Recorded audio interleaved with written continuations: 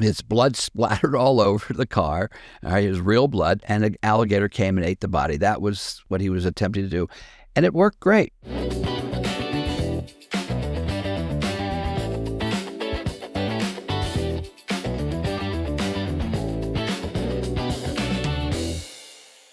Hi, everybody. I'm Todd Dakin, and I want to welcome you back to Becoming the King of Pot. And with me, of course, is my wacky, infamous criminal cousin, Bruce Perlowin. Bruce, welcome back to episode 2. We certainly had a lot of fun on episode 1, right? Don't you think? I think we had a lot of fun remembering old stories, telling old stories growing up in this incredible industry called cannabis. We did have fun. Yeah. So we have more stuff to talk about today. I'm pretty excited about that. And where we left off last week, you were in Florida. You just started into the large amounts of marijuana, where you worked into the thousands of pounds, and you were working with one of your mentors, from what you say, right, Daryl Boyd. And I know there's a couple cool stories that you want to tell us as you were, working your way up through the ranks. You're working with these giant guys who was your mentor. And tell us that smuggling story that happened, the first time you made that $100,000. Okay, well, to start with, there's a really cool story with Daryl and Tracy Boyd and myself. They called them the Smith brothers, and Tracy was in special forces in the military, and Daryl was in the military. And Daryl's 8 years older than me, so they were the older, mature smugglers that I looked up to. I was just a young, up-and-coming pup in the industry. And so one day we're driving around in a car, and they're telling me about the next load that's going to come in and where I'm going to pick up my RV or my truck full of marijuana from them, because I was going to be their distribution. And Daryl goes, well, you know what? Go over here. Turn over here. Tracy's driving. He goes, pull over. So I'm in the back seat of the car. They pull over. They leave the car. And they're gone for about 15 minutes. And they come running back to the car, jump in the car. They go, get out of here. And they go speeding off. And I go, what did you guys do? What happened? Did you rob a bank? They said, no, this is what happened. Every year, Skipper Chuck, who's a local personality in South Florida, would do the Muscular District Telethon with Jerry Lewis. Jerry Lewis was being in Las Vegas doing it, and he would be local. Now, this is being broadcast all over the country. Daryl walks up to Skipper Chuck and says, hey, Skipper Chuck, it was a break. And he says, come here. And he comes over, he goes, here, and he hands him a paper bag. So he says, don't read the note inside this until we're out of the building. All right, so he starts to get out of the building, and he's telling me the story. He goes, right before I got to the door, he reads and holds up a note. This is from the blockade runners donating this to the kids and suggesting that all the other blockade runners donate to Skipper Chuck and the kids, the notorious Smith brothers, because that's what they called them. The notorious Smith brothers, they looked like the Smith brothers cough drops, that old brand of cough drops. And he reads that. They then all of a sudden, oh my God, they're reading on national TV, pulls out $10,000 cash. $10,000 in 1975 was a lot of money compared to today, probably $60,000, $80,000, $100,000 today. So they drive off. Well, I said, well, I'm going to do the same thing. Now, I didn't go into the building, but I did donate $1,000, and I did hear that a lot of the smugglers back in South Florida, no one wanted to be shown up by the Boyd brothers, the Smith brothers. So they all started donating. We probably raised, I don't know, a couple $100,000 literally for the Skipper Chuck's Muscular Dystrophy Telethon. Right, which was the national one was the Jerry Lewis one that they do in Vegas. Yes. And I don't know if Jerry Lewis would cut into the local ones, or if Skipper Chuck was just broadcast in South Florida. Anyways, the moral of the story is, or a continuation of the story is, the next day, the DEA tried and get the money back. They said drug money donated to Skipper Chuck. Now, they couldn't tell our $1,000 donations were drug money. And the DEA tried to get it back, and Skipper Chuck says, there's no way you're getting this back. This belongs to the kids. And then we're in prison. I don't know, years and years later, we both came fugitive, we both got busted. And in prison, what they do, they tell you, when you're in transit, they say, okay, line up on this side of the hallway, and they start calling you Albertson, yeah, and they move over. B, you know, Barnett, yeah, move over. Boyd, yeah, I go Boyd and move over. They get all the way, see Carter, yeah, move over. They get to the P's, they go Bruce, and I go, yeah, it's me, and I move over. All right, so after roll call, no one had escaped. We were all there. Daryl comes up to me and goes, is your first name Bruce? And I go, he goes, is your last name Perlowin? And I go, is your first name Daryl? And he goes, yeah. And we said, Bruce, and we hugged. And he goes, let me tell you something. Now, this is, remember, the guy that I idolized, 8 years older, big, mature, rough, tough criminal guy. He goes, you're the only one in our whole case that didn't snitch. I want to thank you for that. Wow. So I'm jumping way ahead to the prison story, but it works because it's from that smuggle. Right. And he faked his own death in the Everglades from that to get away from that indictment. And I went to California. So he did a big smuggle. You were the distribution guy, and you sold the weed. Then he got busted, and ended up years later. He became in jail? A fugitive. Yeah, years later he went to New York. Years later, I went to California. Years later, we both get busted, and then we ended up from that case. It was probably like 84, 83, 84 that happened. That I saw him. So 9 years later. So after you were in prison from your California crimes. Right. Got it. And talk about Daryl faking his death. What was that all about? Well, what Daryl did when he faked his own death was before he became a fugitive, he wanted him to think that he was dead and gone. So he goes out to the Everglades. He literally took his own blood. All right. So he was wanted by the police at some point, and the only way to get out of this is he's like, oh, I just got to pretend I'm going to pretend to kill myself. Yeah, or get killed. Right. Keep in mind, there was a lot of violence back then.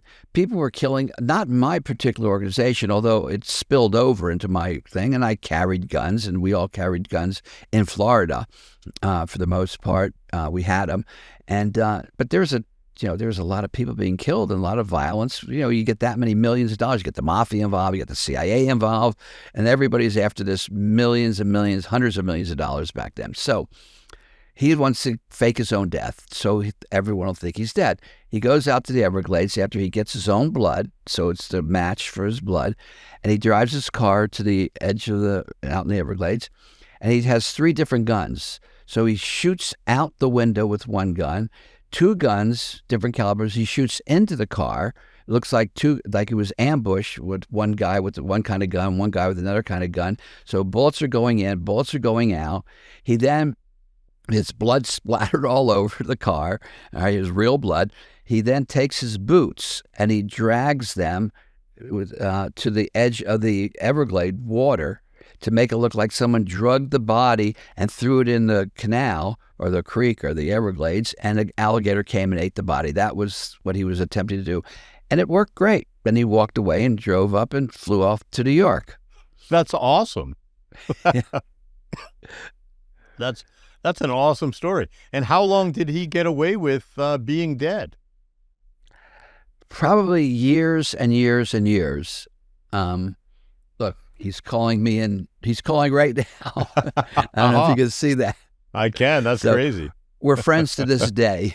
Okay. Right. So anyways, probably 7 to 8 years, Wow. A long time. Wow. Just all right, like so me. You're in South Florida, and you're working with the Boyds, and there's another guy down there, right? Talk about Herschel and your relationship with him. Well, Herschel was another older, big-time smuggler. In fact, he was the smuggler that hired the Smith brothers for their first entree into the industry was offloading a 50,000-pound load, where I started with a 50, really, other than the pounds and nickel bags and dime bags in high school, I started with a 50-pound bale. They started with a 50,000-pound offload. So they offloaded for Herschel. He was the big-time smuggler down there. And I got along great with Herschel. Ultimately, he ended up testifying against the Boyds and some other people, but he didn't do that to me. In fact, he called me up and said, Bruce, there's a warrant for your arrest. All right, you need to get out of town. So he did that. And years later at my trial, he actually got on the witness stand. Now he's testifying against other people. But for me, he's also testifying against me. But he could have buried me, because one of the incidences was I went and picked up a motorhome full of 8,000 pounds of marijuana at the Boyd's location, and Herschel was there. He came into the RV. We weighed out a 50-pound bale for him, or 60 pounds, whatever it was. He took it as a sample to bring to his people. And we had a conversation. We were there for a half hour, chatting it up, and him taking the bail. And then I drove the 8,000 pounds off. At trial, he said that he was there. Yes, I was there. Did you see Bruce Perlowin there? Nope, never saw him. He was not there. That was an out-and-out lie. So he lied to help me get off. And in fact, I did get a hung jury from that case. And then rather than go back to trial, I pled guilty and got 30 months probation. So Herschel saved my ass. And I did a lot of different trips with Herschel, plane trips, sold a lot of loads. He used to give me a lot of pot in the old days. And where was he? Was all that stuff coming from Colombia, or did you get any from Jamaica, or how did all that work? In the beginning, it started out, a lot of it was from Jamaica. And as the months and years went by, we're talking about a 4-year period from 1975, 6, 7, and 8, those 4 years. More and more came from Colombia and less from Jamaica. Colombia could produce big, giant loads, 50, 100,000 pound loads. Jamaica, you really couldn't get any, you would be lucky if you could get 10,000. That was a big load out of Jamaica.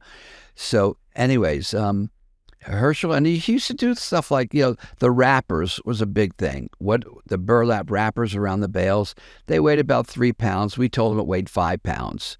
All right. And he says, Bruce, you can get me for at least 10%. He didn't care. It was a load with 60,000 pounds. I'd take off, he assumed that 6,000 pounds was wrappers and extra or seeds that I didn't want. So he was really, really a good guy. I think it's awesome that you were able to create such bonds with these folks, even though, the world and society saw you all as criminals, right? You guys didn't. You saw, your way of life as the way of life, right? We're not doing anything wrong. And, you have suffered the slings and arrows, right, of not only society, but of law enforcement. And that brings you together, doesn't it?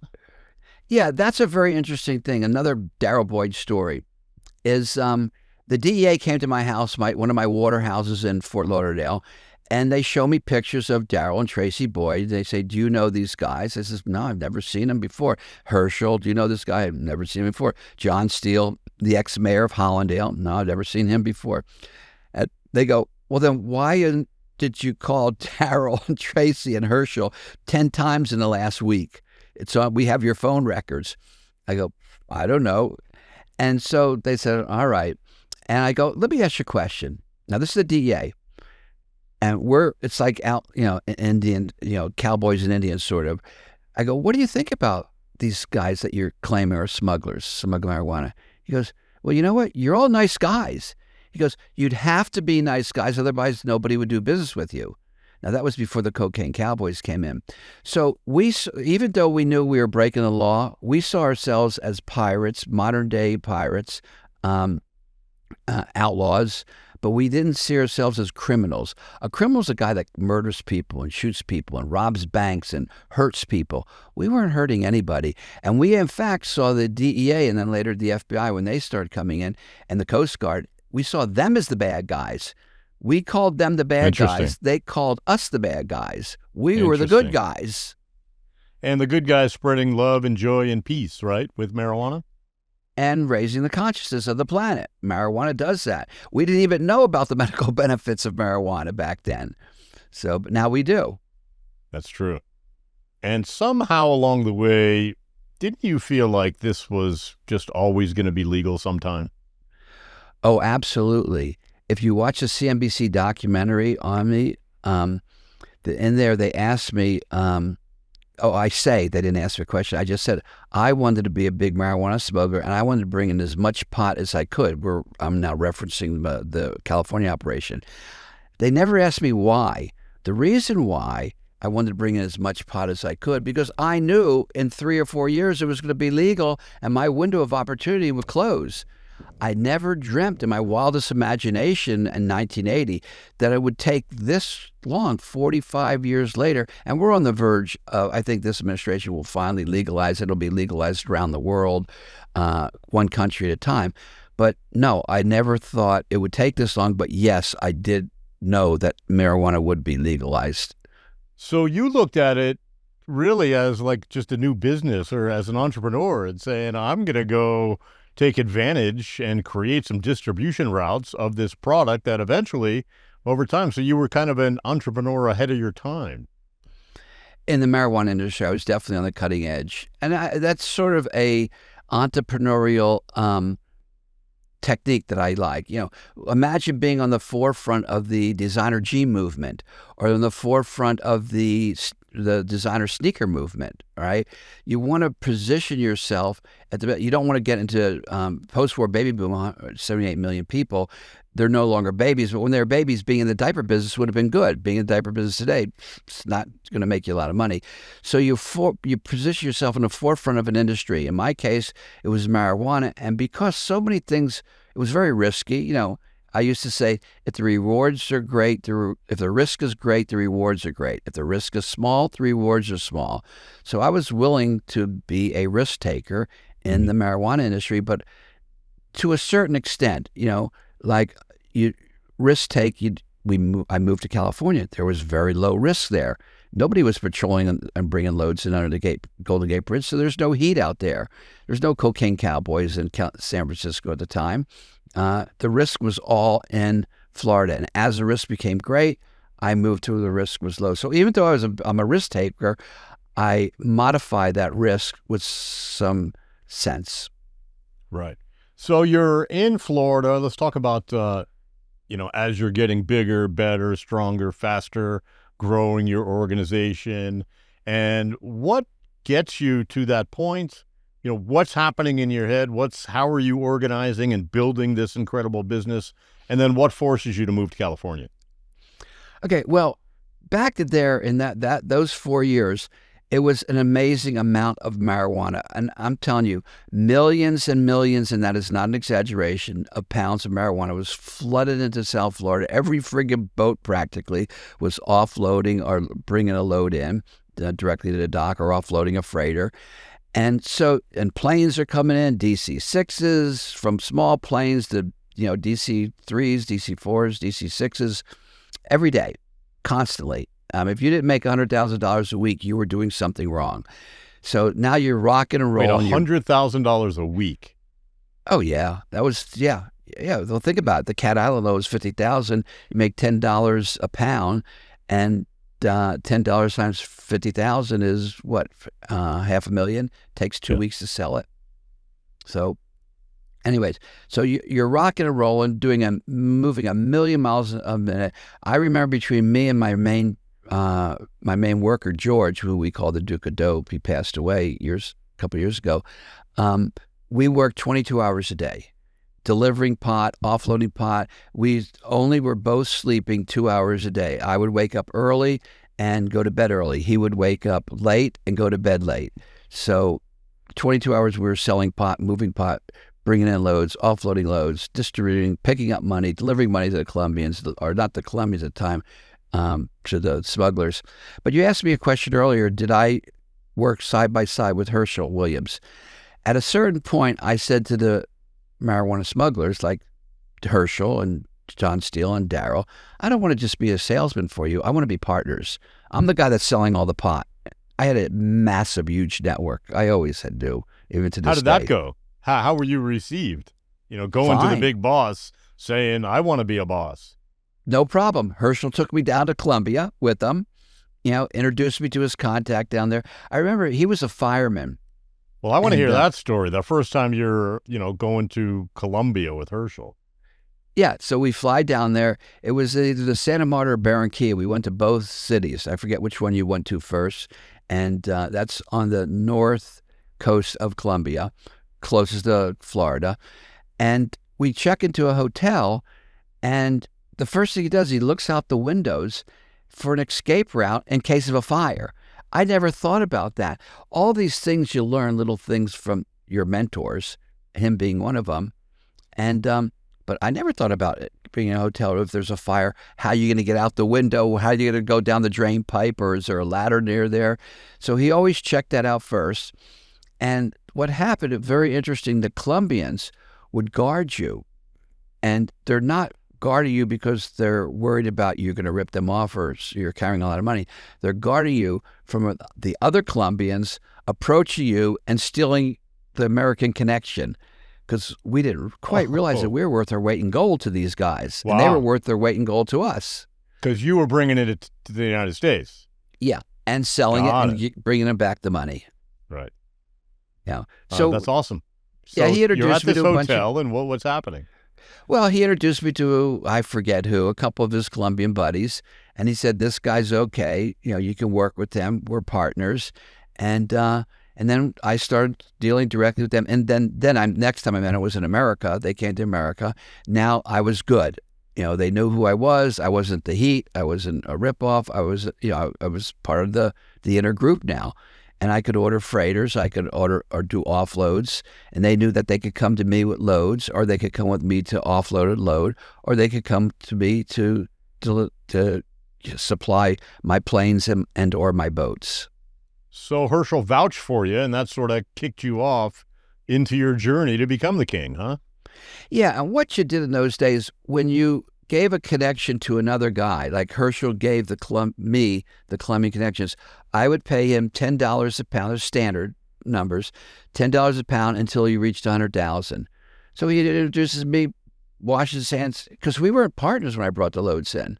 I was on my own, but I gave him $10 a pound until 100,000. That was the norm. Sometimes it'd be $1 million, sometimes it'd be $500,000, but normally it was $100,000. And now you can work directly with that person instead of having the middleman in the middle. And you never, ever jump connections, because if you jump connections, that could get you killed. You know, 100 grand's 100 grand. Remember, these 100 grand, 1978, you know, today's money to equate it, it's like $500,000 multiplied times 5 or more. All right. You can Google that and find out. But the point is you were honorable, you were honest. It was all, you know, on a handshake, and your word was your bond.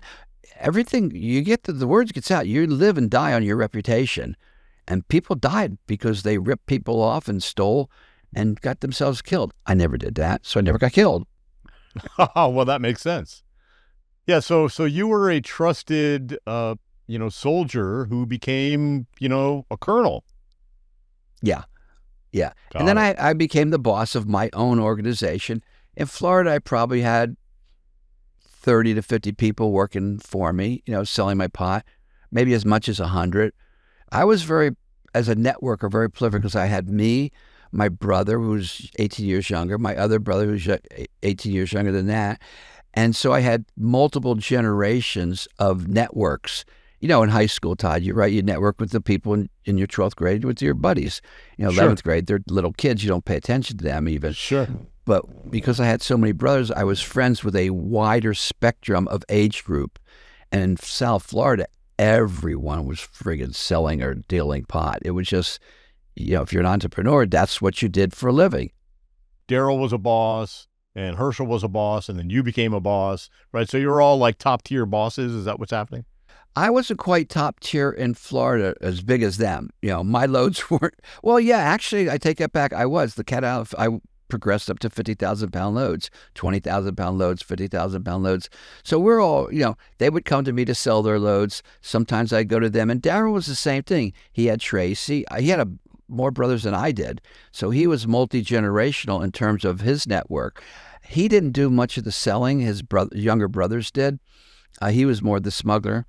But what happened eventually, that snuck up on us. They had to catch you red-handed, right? The laws said they have to catch you, like a bank robber. He's in the bank, he's got the money, he's got the gun or the note. But with the marijuana, you had to catch you with the marijuana. That was almost impossible. We were way too sophisticated and quick, and if you weren't there, it was split-second timing like military operations. So it was hard to do that. They changed the law to add conspiracy laws, which said if somebody says you were there, he gave them the pot, then they gave you the money back, that testimony is admissible in court as an actual fact. So the conspiracy laws caught up on us, and people started getting busted, and the DEA was dirty. They'd say, we're going to put your wife in prison. We're going to put your daughter in prison. We're going to put your parents in prison, because they were usually peripheral involved somehow. They laundered the money, or they drove a car with pot in it, and they're going to go to jail unless you roll over and become a snitch and tell on everyone. So Herschel was in that predicament, and he told on I don't know how many other deals that he did, and he told on the Boyds. So Darryl has a very bad taste in his mouth for Herschel because he snitched on him, and he spent time. Don't snitches get stitches? Snitches get stitches. When I got busted in California, I was, I didn't kept my mouth shut. I could have walked out of prison. Kept a lot of my assets. And my wife at the time said, Bruce, your son's going to grow up without you. And I said, I know, Becky, but that doesn't give me the right to have 100 children grow up without their fathers. So I did the crime. I'm going to do the time. It wasn't a mafia code of silence. It was the hippie, code of honor. And so I did my time. My partners, Fred and Ed Shore, they were called the Deal and Squeal brothers, the Canary brothers. They only got 3 to 4 years. 3.5 years, I think they served. That they had a hard time. I don't think they were killed or beat up because we didn't go to maximum security. Where it was white collar crime, sort of. We went to medium security prisons, all of us, and someone went to maximum security, and someone went to minimum camps. If you snitched, you usually went to a camp. But they had a rough time, and I didn't. I was a hero in prison, and just like Tracy said, Darryl said when. He was a hero. And when he said to me, in front of all the other prisoners, you're the only one that didn't snitch. I want to thank you. Now you have this giant criminal guy thanking me in front of everyone else. Nobody would touch me. So, Bruce, you keep talking about Cat Island, and I want to get to that on the next episode. But just kind of fill us in on, what was happening at the time, who was the boss, who's involved, and some of the players. Okay. Cat Island is an island in the Bahamas that we were doing a 50,000 pound offload. Now, if you think about 50,000 pounds, back then it was $200 off the boat, not in the street, $250 in the street. All right, so 200 times 50,000 is 10 million. Today's money is 50 million. So even though it's only, 5 million back then, it's 50 million in today's dollars, to give you a frame of reference. All right, with Cat Island, I want to start with Carol Lane, all right, because she was a beginning before Cat Island, and she was at the end because she was going to sell the whole load for us. She's an old girlfriend. Right, well, Carol? Carol was in my 3rd grade class, 4th grade class, and 6th grade class in elementary. I carried her books home and all throughout junior high. And in senior high, she was more of a soc, a cheerleader, the calendar queen. Her and her sister Robin were two of the most beautiful girls in elementary, junior high, and senior high. But she was very, very straight, and not a radical hippie like our group. So she went off to college, got wild, and then came back. And so this is now probably 1977, right after I started working with the Boyds and Herschel. And I go to a house. Remember I told you the story about, this guy's taking me to his connection. And he says, don't jump connections. Don't steal my connection. I'll introduce you to him. I go, look, we won't do that. If we do, I'll give you the $10 a pound and we'll work it out. He goes, no, I just don't skip connections and deal directly with them. Don't worry. So he knocks on the door, opens the door. Carol, Bruce. She became wild. She was now dealing. She had 1,000 pounds up in her attic on that one load. Okay. So again, Carol is attached to Cat Island. I'll get there in a second. So that was one cool story. I paid the guy his $10 a pound. He got his $100,000. Me and Carol started dealing together. Next story with Carol, high school, beautiful girl from high school, is we're in a van with 1,200 pounds. She's selling. That's a big load, 1,200 pounds, in the back of my van, and she's testing it to smoke it. She's smoking it. She goes, nah, my guys aren't going to buy this. I said, okay. So we cover it up, make it look like, make sure there's no bail showing. And we're sitting there, we happen to be in a park where we grew up, right? We're facing the school we went to. And we say, we're talking and reminiscing, and a police car pulls right up behind the van, blocks us from going anywhere. Can't go forward. There's a curb there. Can't go back now. And he gets out of his car. She goes, oh my God, what are we going to do? What do we do? She rips out a cigarette. She's inhaling it and blowing smoke all over the van to cover the smell of the marijuana. He comes by my side of the van. He goes, what are you guys doing? What are you guys smoking there besides cigarettes? Not a good thing to say under the circumstances. He pulls around and she goes, what do you do? I go, quick, unbutton your blouse. So she unbuttons her blouse. He gets around to her side, and he says, and he shines a flashlight, and here her tits are hanging out. And so he goes, and she goes, oh my God, I'm so embarrassed. I feel like I got caught by my parents necking. All right, that's what you called it back then. She goes, what are you guys doing here? We're making out. We grew up in this neighborhood, and we're making out. Just, is anyone else back in the van with you? And I go, no, just our bed. All right. And so he goes, just your bed? And so he takes his flashlight, and it's one of those things you hear about. This really happened. For the next 10 years, that flashlight went around and looked around the bed. Time went to slow motion. You've heard those stories. Time really went to slow motion. He was forever going in there.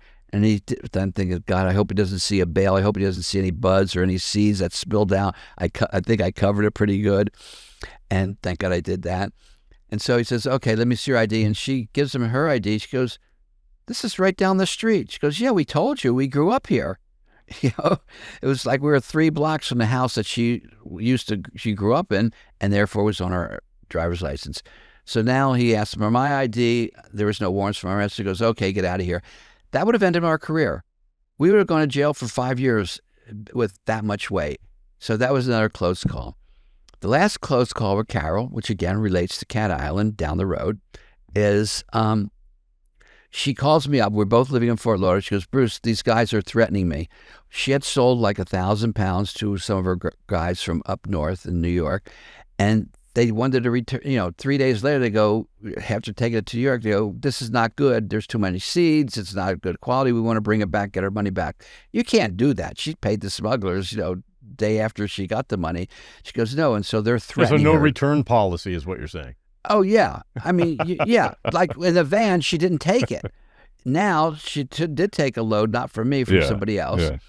So I go, okay, I'm going to come over there and help you. So at this time, this is after George got beaten up and had 17 stitches in his head and robbed by the DEA. Okay. And so we had guns, and I had a bodyguard named Nelson, 2 bodyguards. One was Peter, one was Nelson. So I go, come on, Nelson, we're going over to rescue Carol and protect her. So we go over there. So I get on the phone. He goes, we're from New York. I go, so what, tough guy? I go, you're really a tough guy. You're talking to a guy now, not some scared girl. I go, come on over. We're waiting for you. So we didn't. So I hung up the phone. Nelson, though, lays down in the grass with a shotgun. I'm up on the roof behind a tree that grew up tall with a 9mm, Smith & Wesson 9mm. And I'm thinking to myself, what the fuck am I doing? I'm up on the roof with a gun. These guys are going to come over. This tree is not going to stop a bullet. Am I going to shoot it out with them? Is Nelson going to blow? Nelson would have. Nelson was some guy that I never knew his background, but I'm pretty sure he was a hitman for the mob. He used to say, there's a son of a bitch born every day that needs killing. Nelson, we're not going to kill anybody. Okay. Wow. So he was a character. But anyways, so that was another gun story. So the guys never came over. We stayed there with Carol till till probably 3 a.m, and then we left because we knew they weren't coming. All right. The Cat Island story is Carol because we had 50,000 pounds. Now remember, she's moving thousands of pounds of marijuana at a time. All this time, she was going to sell the whole load for us. So good, we're going to offload it. I'll get 25% for offloading, and I'll get the whole load to sell and give you your share, and I'll keep my 25%. That's a lot of money. Think about that. 25% of 50,000 is 12,500. 12,500 times $200. That's $2.5 million. If my math is right. So load comes in. There's a whole story, which we'll get into next episode. It's an amazing, exciting adventure, one of the best smuggling stories ever. And Carol is off on vacation in Mexico. And she was there for friggin' a whole week or 2 weeks. And so we had to scramble. Not that it was a big deal to scramble and get new distributors, but when you didn't tell anyone, you didn't set it all up, there's loads coming in. Everybody has their own load. They're full. It's flooded. Yeah. And so Carol left us hanging. But she was having a good time in Mexico, and so we ended up selling that. And that story, the Cat Island story, we're going to talk about in the next episode. Like I said, there's a lot of sub-stories in that story, all of them exciting, from grenades and helicopters to shootouts in the Bahamas, to Zodiacs breaking up. You're going to enjoy that one, Todd. Awesome. So that's next week right here on Becoming the King of Pot. I'm Todd Dankin. He's Bruce Perlowin, the King of Pot. And we'll see you next time.